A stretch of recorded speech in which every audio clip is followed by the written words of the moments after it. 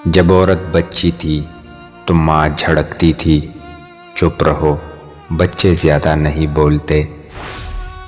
जब वही बच्ची थोड़ी बड़ी हुई तो बाप ने डांटा, चुप रह तुम अब बड़ी हो रही हो।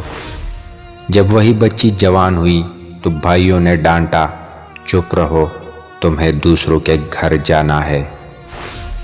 जब लड़की की शादी हुई तो ससुराल में कुछ बोलने लगी तो सास ने कहा, चुप रहो तुम्हारा ये मैका नहीं है। जब वही बीवी शोहर को कोई मशवरा देने लगी तो शोहर बोला, चुप रहो तुम औरत हो तुम्हें क्या पता।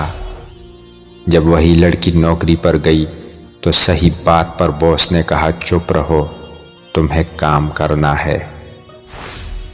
जब वही लड़की थोड़ी बूढ़ी हो गई तो बच्चों ने कहा, चुप रहें आपको इन बातों से क्या लेना देना।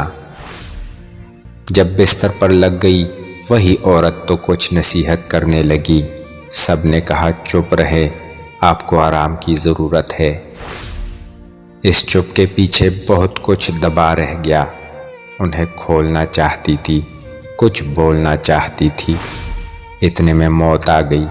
मौत ने भी कहा, चुप रहो तुम्हारा वक्त आ गया है, तो वो चुप खड़ी रह गई।